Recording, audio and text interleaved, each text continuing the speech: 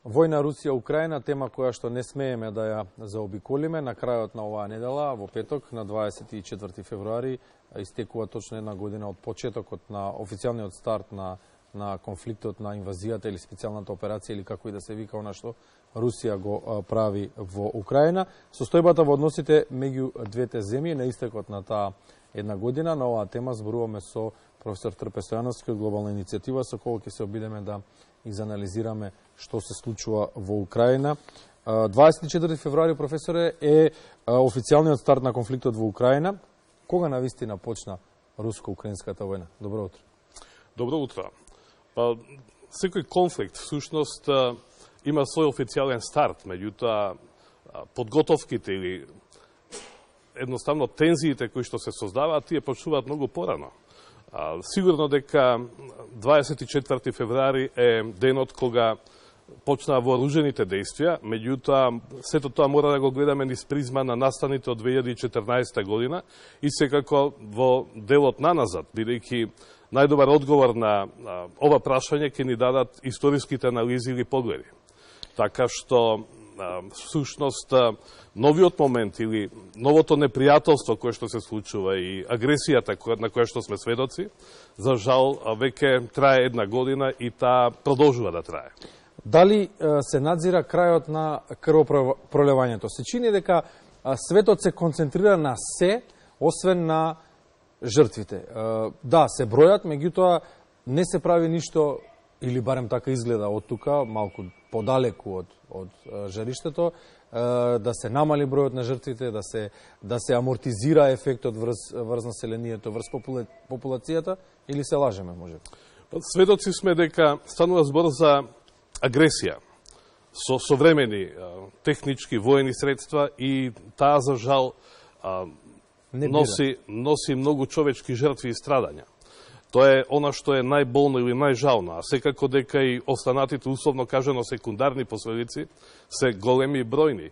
И ова што се случува во Украина во изминатиот период е состојба која што не е видена претходно. И сигурно дека некое идно опоравување, тоа ќе се случи некогаш, се уште не, се уште продолжуваат воените дејствија, нема најави дека се предпоставува или се очекува брзо решение, така што последиците со кои што се соочува украинскиот народ во овој момент, меѓутоа и целиот свет, Европа пред се, е извонредно тешка и тие последици ги чувствуваме и ние, иако сме неколку стотици километри оддалечени од војните дејствија. Прашањето ми беше, сите ние зборуваме за економските ефекти, за цената на нафтата, нема сега жито од Украина, не знам, други некои ресурси кои што Европа и светот црпеле од Украина, па како тоа се одразува на економијата во Западна Европа, па не знам, гасот во Германија, па во Кина, па во Индија, меѓутоа никој некако да се сконцентрира на тоа што им се случува на луѓето. Се зборува дека се испраќаат тенкови, се испраќаат оружја, а никој не вели се испраќаат контингенти Црвен крст, монтажни куки за луѓето да се засолнат, зима е. Се уште Украина е воена зона, воена подраче, во кој што се случуваат воени операции.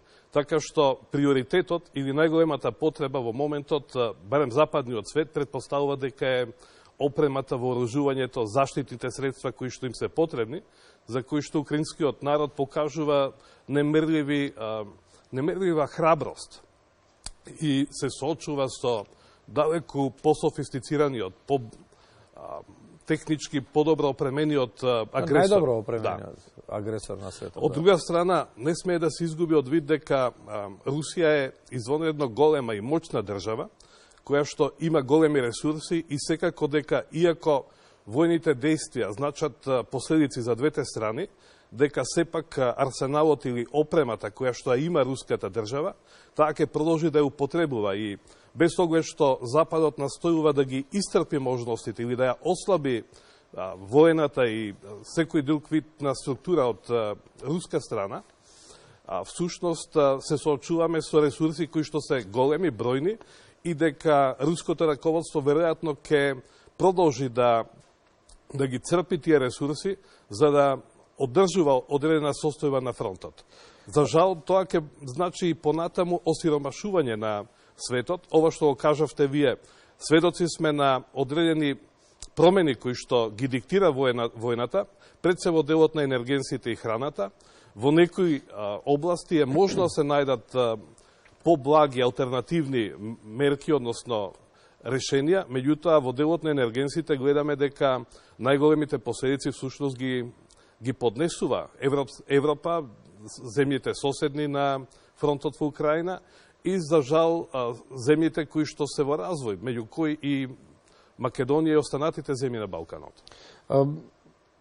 Редовна Минхенска конференција на НАТО, сад се подготвува за нов рекорд, астрономски воен буџет, до сега невиден, и предходно биле астрономски буџетите на САД, нели? Меѓутоа, сега дали загрижува фактот што во чекор со Соединетите американски држави одат и другите сили, како што е, например, Јапонија, која што имаше, нели, мирољубив, така да кажеме, устав, која што по Втората светска војна, она катастрофа што се случи, стана неутрална земја. Скандинавските земји, кои што се по природа, нели, по традиција, кои што се мирни, и тие сега се вклучуваат во НАТО пактот.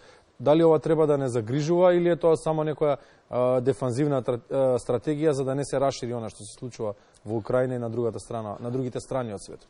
Кога има едно вакво воено жариште од глобални размери, тогаш многу е тешко било која земја да остане неутрална или дистанцирана од настаните. Бидејќи секоја на свој начин има своји интереси, непосредни или посредни, меѓутоа тоа се интереси.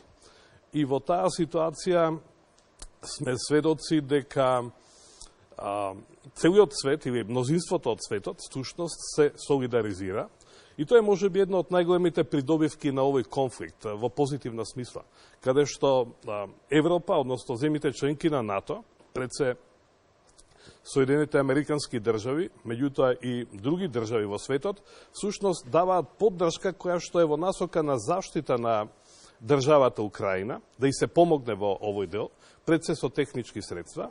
Меѓутоа, од друга страна, сведоци сме и на одредени однесувања или позиционирање на големите сили. Тука пред се Берлинската конференција ја доведе во центарот на вниманието Кина и нејзината позиција во однос на ова прашање.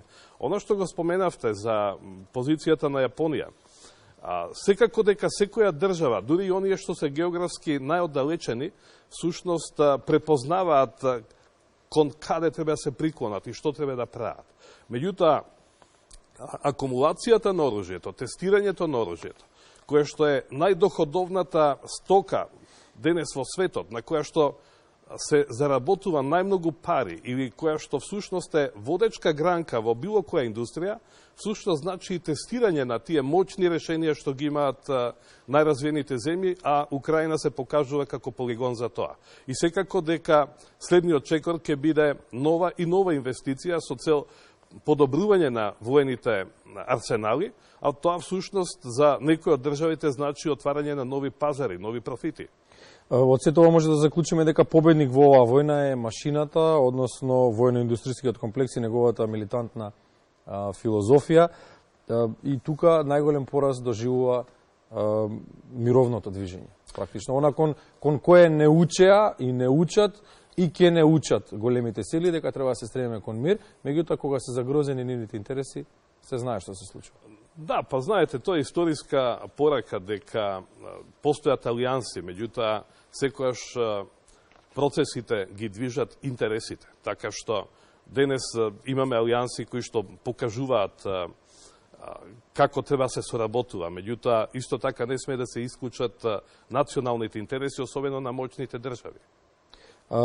И сега тука се поставува Тука, значи, сето тоа за жал се одразува во сферата на филозофијата за човековите права. Ако тоа беше еден аспект на кој што се градеше цивилизацијата во изминатите децении, денес гледаме дека тука се случува голема хипокризија и ако некогаш имало се повеќе се инсистирало на стандарди, на конвенции, на документи, кои што ќе значат јакнење на човековите права, денес исто така сме сведоци на најголемо кршење на човековите права. Да, најверојатно на човекот му се дадени премногу човекови права, па сега тоа треба да се амортизира.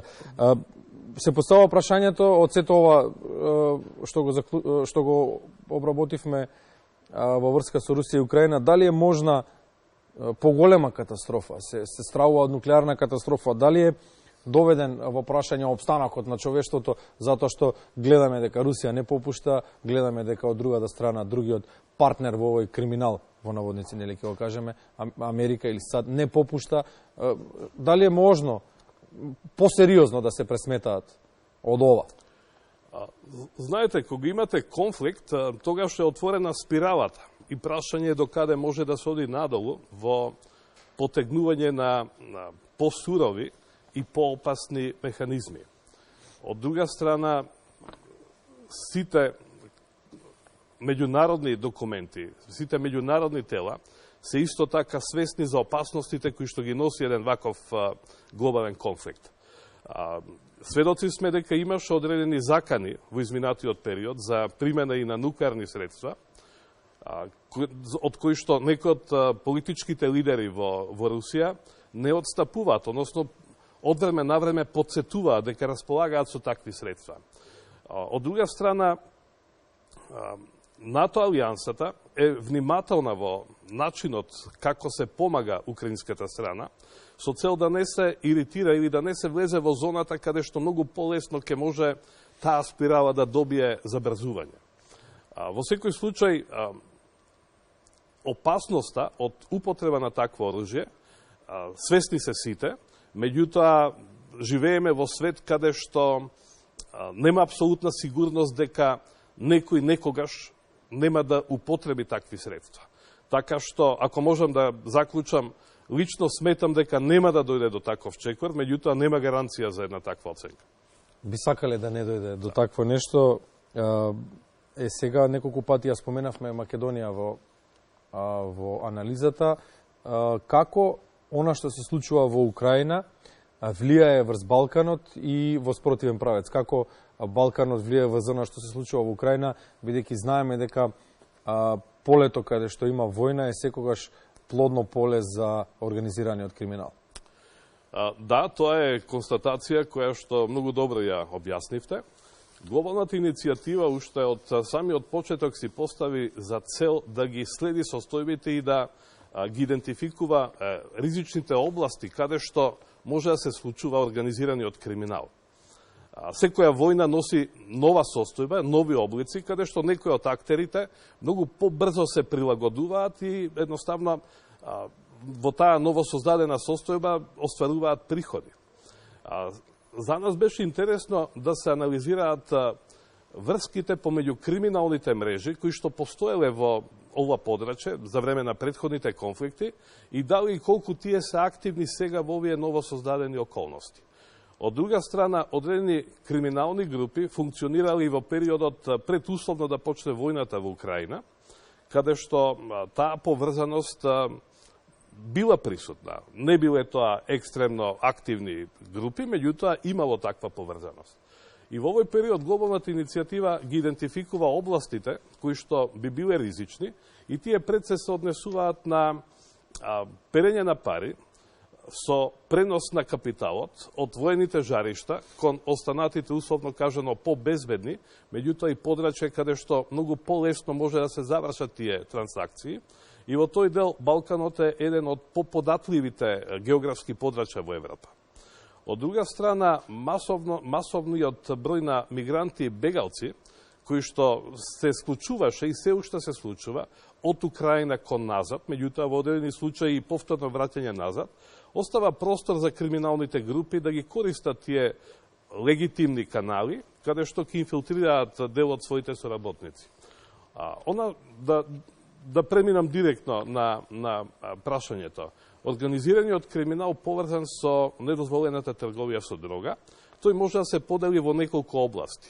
И тоа, ако се анализира канабисот, тогаш се случува одредени пазари кои што постоева во Украина да бидат ограничени или намалени од повеќе причини, воените действија, воените жаришта, меѓутоа и едноставно немањето на електрична енергија, каде што тие 3 годишни реколти веќе се намалени и ги нема во тој обем.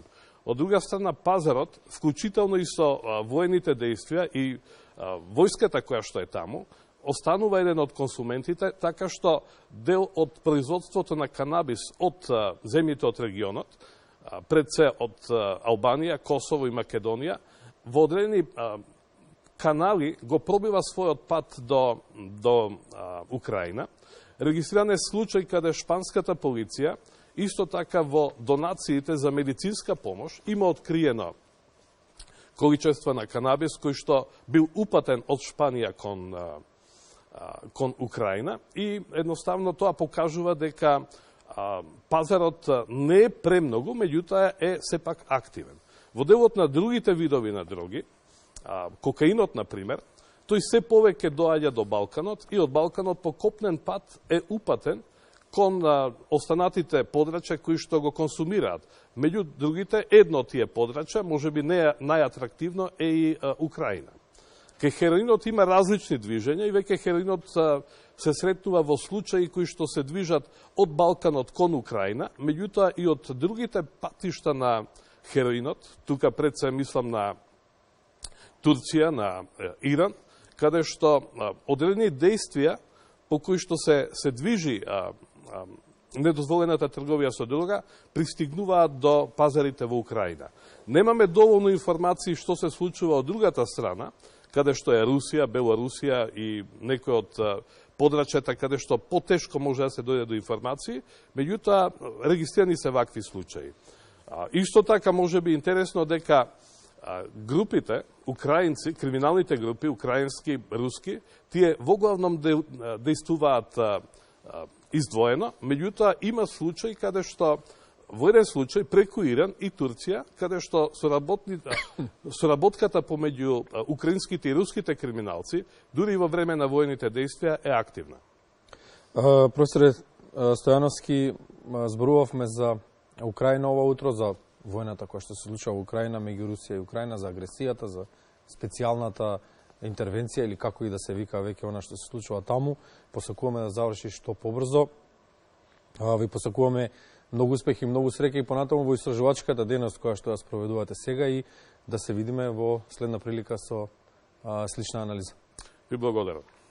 Продолжуваме понатаму, почитувани. Тоа беше професор Трпе Стојановски од Глобална иницијатива. Темата е војната во Русија и Украина, која на 24 февруари ќе ја доживее официјално првата година од официјалниот старт на конфликтот. Одиме со вестите, а потоа се враќаме.